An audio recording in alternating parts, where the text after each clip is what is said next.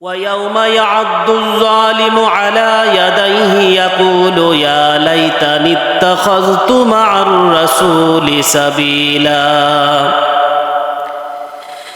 يا ويلتى ليتني لم أتخذ فلانا خليلا لقد أضلني بعد إذ جاءني وكان الشيطان للإنسان خذولا আল্লাহ রব্বুল আলামিন পবিত্র কোরআনে ইরশাদ করেছেন কিয়ামতের কঠিন ময়দানে এই দুনিয়ায় যারা খারাপ মানুষকে বন্ধু হিসাবে গ্রহণ করেছিল, যারা অসৎ মানুষদের সাথে চলাফেরা করত, যারা তাদের সাথে বন্ধু হিসাবে জীবন যাপন করেছে, কিয়ামতের ময়দানে তারা আফসোস করে নিজের হাত কামড়াইতে কামড়াইতে বলবে ইয়া লাইতানি লাম আত্তাখিজ ফুলানান খলিলা, হায় আফসোস হায় আফসোস, আমি যদি দুনিয়াতে অমুককে বন্ধু হিসাবে গ্রহণ না করতাম। লাকাদ আদাল্লানি বাদা ইজ জাআনি, আমার কাছে সত্যের পয়গাম আসার পরে, হেদায়েত আসার পরে সে আমাকে গুমরা করেছে। মুআজ্জাজ হাজিরিন, পবিত্র কোরআনে আল্লাহ রাব্বুল আলামিন এই আয়াত একটা ঘটনার উপর নাজিল করেছেন। যদিও একটা বিশেষ ঘটনার উপর আয়াতটা নাজিল হয়েছে, কিন্তু ব্যাপকভাবে কিয়ামত পর্যন্ত সমস্ত মানুষের জন্য শিক্ষা স্বরূপ আয়াতটা আল্লাহ তাআলা নাজিল করেছেন। উকবা ইবনে আবি মুইত নামে একজন আরবের ধনাঢ্য ব্যবসায়ী ছিল। নাম কি? উকবা ইবনে আবি মুইত। এই উকবা ইবনে আবি মুইত, তার একটা অভ্যাস ছিল, সে যখন ব্যবসার কাজ থেকে বাড়িতে আসতো, ব্যবসায়িক সফর থেকে বাড়িতে আসতো, তখন এলাকার মানুষদেরকে খানার আয়োজন করে গণ্যমান্য ব্যক্তিদেরকে দাওয়াত দিতেন। তারই ধারাবাহিকতায় উকবা ইবনে আবি মুইত আল্লাহর নবী রহমাতুল লিল আলামিনকেও দাওয়াত দিলেন। কারণ নবীজিও কুরাইশ বংশের সম্ভ্রান্ত একজন পরিবারের সন্তান। আল্লাহর নবী রহমাতুল লিল আলামিনকেও দাওয়াত দিলেন যে আমার বাড়িতে অমুক দিন আপনি দাওয়াতে অংশগ্রহণ করবেন। আল্লাহর নবী রহমাতুল লিল আলামিন ডাক দিয়ে বলেন, উকবা ইবনে আবি মুইত, আমি তোমার দাওয়াত গ্রহণ করব না যতক্ষণ পর্যন্ত না তুমি এই কথার সাক্ষ্য দিবে আল্লাহ ছাড়া কোনো মাবুদ নাই, আর আমি মুহাম্মদ সাল্লাল্লাহু আলাইহি ওয়াসাল্লাম আল্লাহর প্রেরিত রাসূল। তুমি যদি লা ইলাহা ইল্লাল্লাহু মুহাম্মাদুর রাসূলুল্লাহ সাল্লাল্লাহু আলাইহি ওয়াসাল্লাম এই কালিমা গ্রহণ না করো, আমি তোমার দাওয়াত গ্রহণ করব না। আল্লাহর নবী রহমাতুল লিল আলামিন যখন উকবা ইবনে আবি মুইতের বাড়িতে গিয়ে খানার সময়ে তাকে দাওয়াত দিলেন, তুমি যদি কালিমা গ্রহণ না করো, তুমি যদি এক আল্লাহর সাক্ষ্য না দাও, তাহলে আমি চলে যাব, আমি তোমার খানাও গ্রহণ করব না।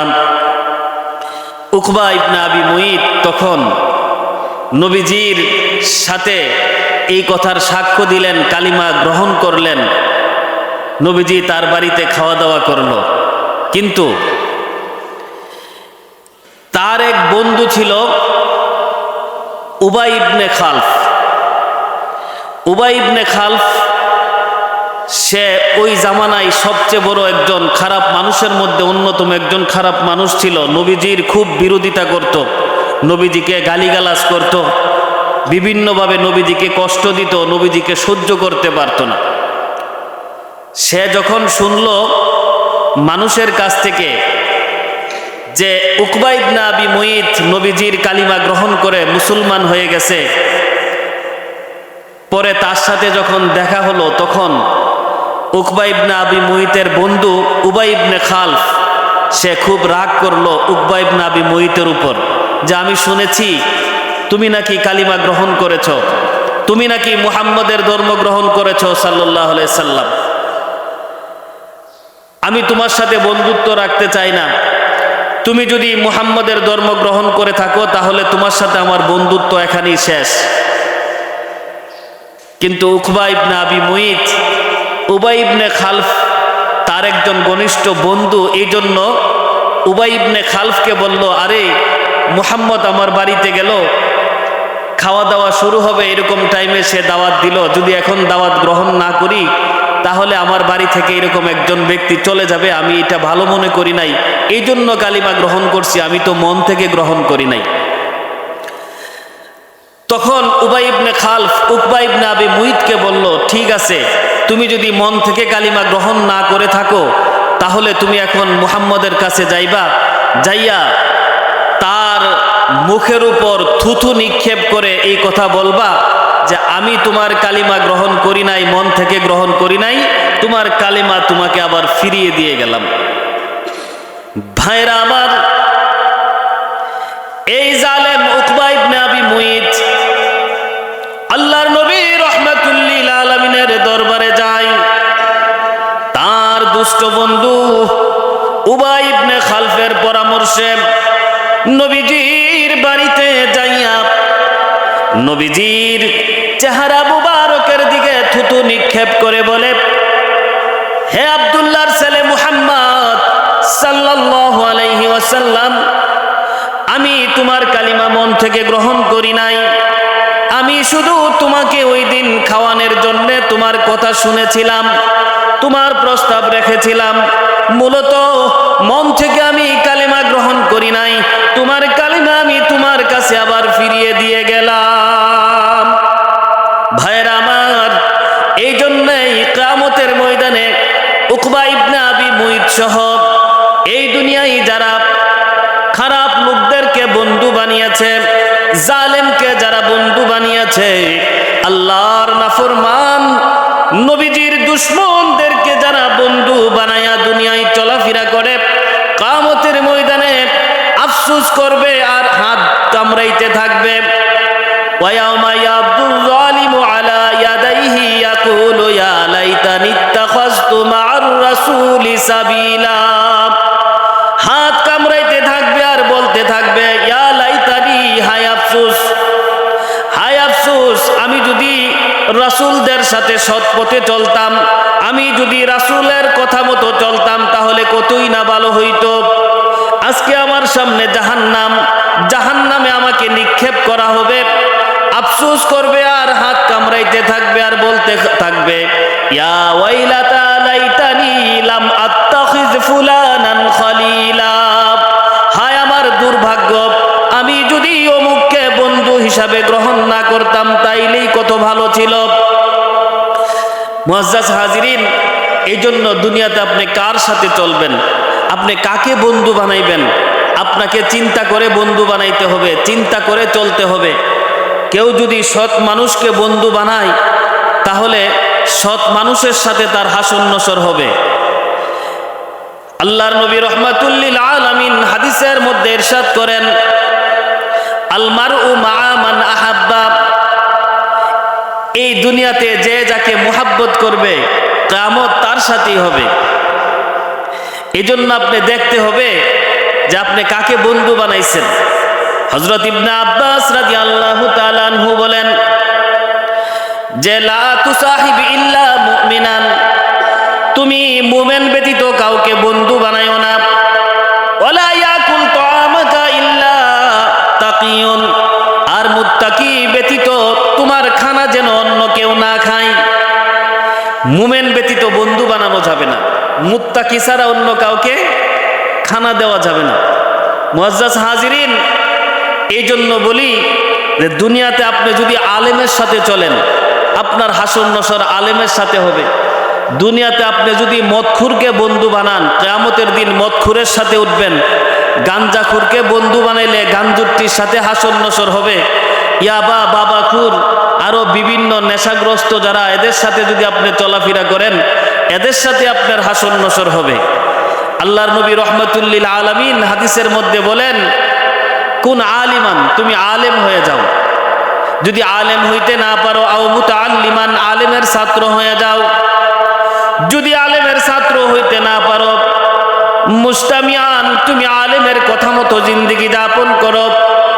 যদি এইটাও তোমার দ্বারা সম্ভব না হয়, আলেমের কাছে আসতে পারো না, আলেমের ছাত্র হইলা না, আলেমের কাছ থেকে তুমি নসিহত শুনলা না, এই সময়ও তোমার নাই।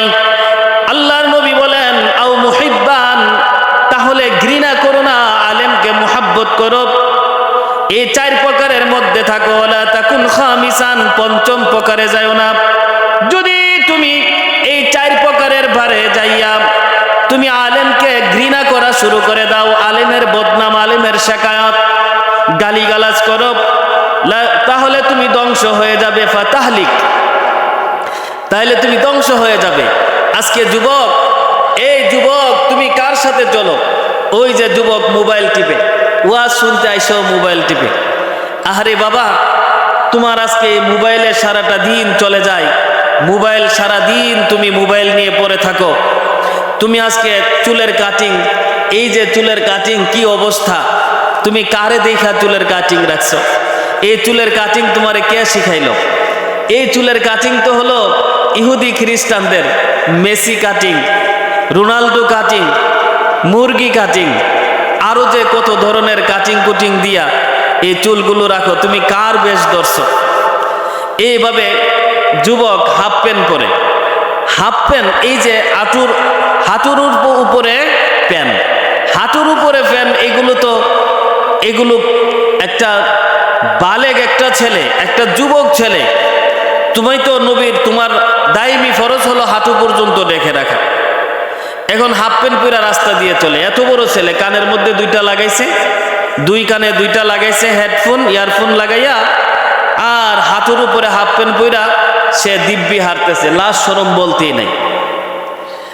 এই যে চুলের কাটিং রাখছে, এই চুল তো সুন্নতি চুল না। তোমার চুলটা কি আলেমের চুলের মতো, নবীওয়ালা আল্লাহওয়ালাদের চুলের মতো চুল রাখলে, তাদের মতো পোশাক পরিধান করলে, তুমি যদি তাদের মতো চলাফেরা করো, তাদের মতো পোশাক পরিধান করো, তাহলে তুমি তাদের সুরত ধরলা। আল্লাহ রাব্বুল আলামিন এই কারণে তোমার নাজাতের ব্যবস্থা করে দিতে পারে যে দুনিয়াতে সে আলেমের সুরতে ছিল, আমার ওলিদের সুরত ধারণ করে চলছে। একদিনও একটা জুব্বা তোমার পরার তৌফিক হলো না। তুমি কত ধরনের, কত ডিজাইনের প্যান্ট শার্ট পরছো, তুমি কত কাটিং কুটিং মার্কা জামা পরছো, কিন্তু একদিন তুমি একজন আলেমের সুরত ধরে একটু পাগড়িটা পরে দেখো না, তোমাকে কত সুন্দর দেখা যায়। তুমি একটু পাগড়ি পরো, তুমি একটা জুব্বা পরে, শুক্রবার হলো, সপ্তাহে একদিন হলেও তুমি একটা জুব্বা পরো, পাগড়ি পরো, এইভাবে তুমি আলেমদের মতো চুল রাখো, তুমি বাবরি চুল রাখো, নবীর সুন্নত জেনে সুন্নত তরিকা চুল রেখে তুমি জুমার নামাজটা পড়তে আসো, দেখবা তোমারে কত সুন্দর দেখা যায়। জীবনে তুমি কত মানুষের, কত নায়কের, কত গায়কের, কত খেলোয়াড়ের, কত জানোয়ারের সুরত তুমি ধরছো, তুমি এখন একটু আলেমের সুরত ধরে দেখো, তোমাকে কত সুন্দর দেখা যায়। যারা এই সব সময় কাফনের কাফন অবস্থায় থাকে, আলেমগণ, এই যে বড় জুব্বা, এই জুব্বা, এই মাথার পাগড়ি, আমি যদি মরে যাই, তুমি দেখো আমার জন্য আলাদা কাফনের কাপড় আনার কোনো দরকার নাই। আমি যদি মরে যাই, বাজারের কাফনের কাপড় এনে, নতুন কাফনের কাপড় এনে আমার দাফন করার দরকার নাই, আমাকে কাফন পরানোর দরকার নাই। আমি তো ওসিয়ত করে যাব, আমি বলেছিও, আমার স্ত্রীকেও বলে দিয়েছি, আমি যদি মরে যাই তাহলে আমার যেই বেশ দিয়ে আমি জুমার নামাজ পড়াইতাম, আমি যেই পোশাকে আমি জুমার নামাজ পড়াইতাম, আমি যেই পোশাকে 5 ওয়াক্ত নামাজ পড়েছি, এই পোশাক পরিধান করে আমাকে যেন কবর দেওয়া হয়। সমস্যা কোথায়? জানা, এই কাফনের কাফন, এই কাপড়টা নতুন কাপড়ই আনতে হবে বাজার থেকে কিনে, এটা তো কোনো শর্ত না। আজকে দেখো একজন আলেম, একজন খতিব সাহেব, একজন আল্লাহওয়ালা ব্যক্তি, তার পরনে যে পোশাক আছে এই পোশাক দিয়ে তাকে দাফন করা যাবে। কিন্তু তোমার পোশাকের অবস্থা কি? তোমার পোশাকের কি অবস্থা? এজন্য বলি সব সময় আল্লাহর কথা স্মরণ রাখো, সব সময় নবীর তরিকা মতো চলার চেষ্টা করো। আমল কম হলেও আল্লাহ তাআলা নাজাতের ব্যবস্থা করে দিবেন। মুআজ্জাজ হাজিরিন, হাদিসের মধ্যে আসছে যে তুমি কাকে বন্ধু বানাইবা, তুমি কার সাথে চলবা, যে যাকে দেখলে আল্লাহর কথা স্মরণ হয়, যাকে দেখলে আল্লাহর কথা স্মরণ হয়। মান যাক্কারা কুম বিল্লাহি রুয়াতুহু, যাকে দেখলে আল্লাহর কথা স্মরণ হয় তাকে তুমি বন্ধু বানাও। যাকে দেখলে আখিরাতের কথা স্মরণ হয়, যার আমল দেখলে আখিরাতের কথা স্মরণ হয় তাকে তুমি বন্ধু বানাও। আজকে দেখা গেল আমরা বন্ধু বানাইছি অমুককে, তমুক ভাই, অমুক নেতা, তমুক নেতা। আর নেতার কথা এমন ভাবে শুনে, মা বাবার কথা এরকম ভাবে শুনে না। এই নেতা তোমার আখিরাতে কোনো উপকার করতে পারবে না, এই নেতা তোমার কোনো উপকারে আসবে না। হ্যাঁ যুবক, আজকে তুমি বড় ভাইয়ের কথা শুনে, অমুক ভাইয়ের কথা শুনে, তমুক ভাইয়ের কথা শুনে তুমি যাইয়া আরেকজনকে মাথায় আঘাত করো, আরেকজনের বাড়িতে হামলা করো। অমুক ভাইয়ের অর্ডার, অমুক ভাইয়ে বলে দিছে, অমুক পার্টির নেতা। তোমার এই নেতা তোমার কোনো উপকার আসবে না, কবরে তোমার এই নেতা কোনো উপকারে আসবে না, কিয়ামতের মাঠেও এই নেতা তোমার কোনো উপকারে আসবে না। আরে তুমি কার অনুসরণ করো? তুমি কারে নেতা বানাইছো? যারা নারীবাজি করে, যারা মদখুর, যারা নেশাখুর, যারা অবৈধ পথে যার জীবন পরিচালিত, যারা সুদ আর ঘুষের উপরে চলে, এই সমস্ত মানুষদেরকে তুমি নেতা বানাইছো। এদের কথা মতো তুমি চলো, এদের সাথে তুমি মোহাব্বত রাখো, তোমার হাসর নসর এদের সাথে হোক, এটা তো তুমিও চাও না। এই দুনিয়ার কেউ চায় না যারা আওয়ামী লীগ করে, এরাও চায় না যে তাদের হাসর শেখ মুজিবুর রহমানের সাথে হোক। যারা বিএনপি করে তারাও চায় না যে তাদের হাসর নসর জিয়াউর রহমানের সাথে হোক। যারা জাতীয় পার্টি করে তারাও চায় না যে তাদের হাসর নসর হুসাইন মোহাম্মদ এরশাদের সাথে হোক। তাইলে এদেরকে কেন ভালোবাসবেন? কিসের আদর্শ এদের? বলে যে আমি শেখ মুজিবের আদর্শ নিয়ে রাজনীতি করি। আপনি শেখ মুজিবের আদর্শ নিয়ে রাজনীতি করলে শেখ মুজিবে যা করছে আপনি ওইভাবে তা করবেন। তো শেখ মুজিবের জীবনে এমন কোন কাজটা করে গেছে যেটার কারণে সে আল্লাহর ওলি হয়ে গেছে? জিয়াউর রহমান সাহেব এমন কোন কাজটা করে গেছে যেটাকে ফলো করে, যেটাকে আপনার দিনের উপর চলা যাবে? তো তাদেরকে অনুসরণ করে আপনার কোনো লাভ নাই, তাদের আদর্শ অনুসরণ করে আপনার কোনো লাভ নাই। আপনি তো আদর্শ অনুসরণ করবেন রহমাতুল্লিল আলামিন, সারা পৃথিবীর জন্য যিনি রহমত স্বরূপ আল্লাহ তাআলা প্রেরণ করেছে, তার আদর্শ আপনি অনুসরণ করবেন। ওমা আরসালনাকা ইল্লা রাহমাতাল লিল আলামিন। আল্লাহ রাব্বুল আলামিন নবীজিকে সারা পৃথিবীর রহমত স্বরূপ প্রেরণ করেছেন। যেই নবীর যে কোনো পাঠ তার জীবনের আপনি অনুসরণ করলে নাজাতের ব্যবস্থা হয়ে যাবে। আল্লাহর নবী, তারপরে নবীজির সাহাবায়ে কেরাম, আল্লাহর নবী রহমাতুল্লিল আলামিন নিজেই ঘোষণা করে গেছেন, আলাইকুম বিসুন্নতি ওয়া সুন্নাতু খুলাফাইর রাশিদিন আল মাহদিয়িন। যে কোনো একটা আদনা সাহাবার অনুসরণ করলে হেদায়েত পেয়ে যাবেন। এই জন্য জীবনী পড়েন নবীজির, অনুসরণ করেন তার আদর্শ বানান তাকে। জীবনী পড়েন সাহাবায়ে কেরামের, অনুসরণ করেন তাদেরকে, আদর্শ বানান তাদেরকে, তাহলেই নাজাতের ব্যবস্থা হয়ে যাবে। কিয়ামতের ময়দানে আপনি তার সাথেই দাঁড়াইবেন যাকে আপনি দুনিয়াতে আদর্শ মনে করবেন, যাকে মোহাব্বত করবেন। আল্লাহর নবী রহমাতুল্লিল আলামিন হাদিসের মধ্যে এসেছে, উনার খাদেম আনাস ইবনে মালিক রাদিয়াল্লাহু তাআলা আনহু থেকে হাদিসটা বর্ণিত। হযরত আনাস ইবনে মালিক রাদিয়াল্লাহু তাআলা আনহু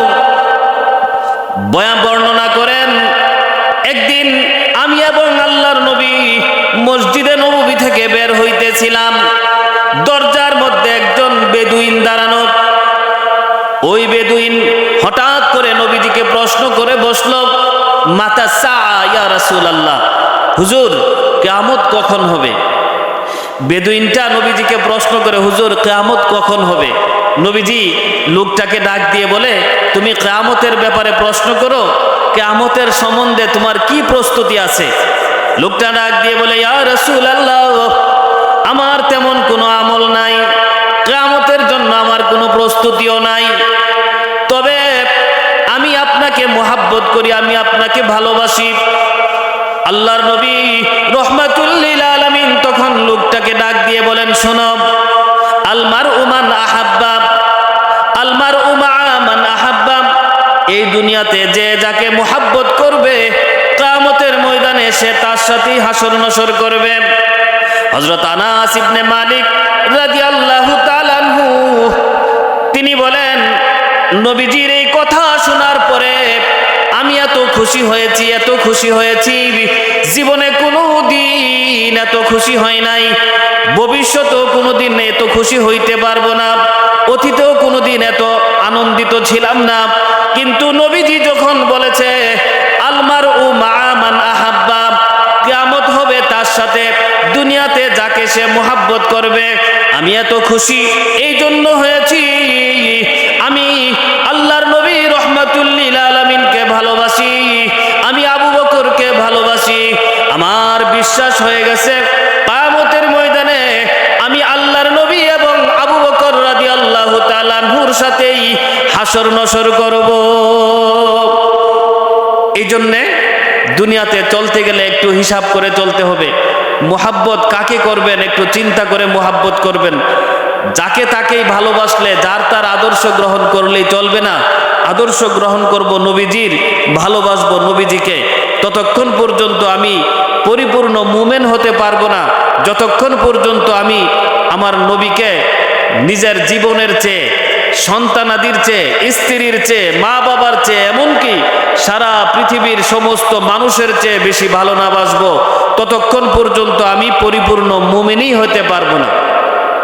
লা ইউমিনু আহাদুকুম হাত্তা আকুনা আহাব্বা ইলাইহি মিন ওয়ালিদিহি ওয়া ওয়ালাদিহি ওয়ান নাসি আজমাইন।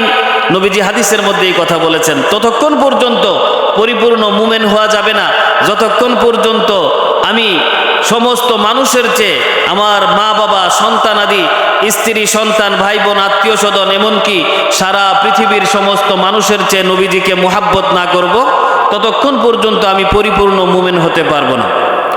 আল্লাহ রাব্বুল আলামিন আমাদের সবাইকে বেশি বেশি করে দ্বীনের উপর চলার তৌফিক দান করুন, আমিন।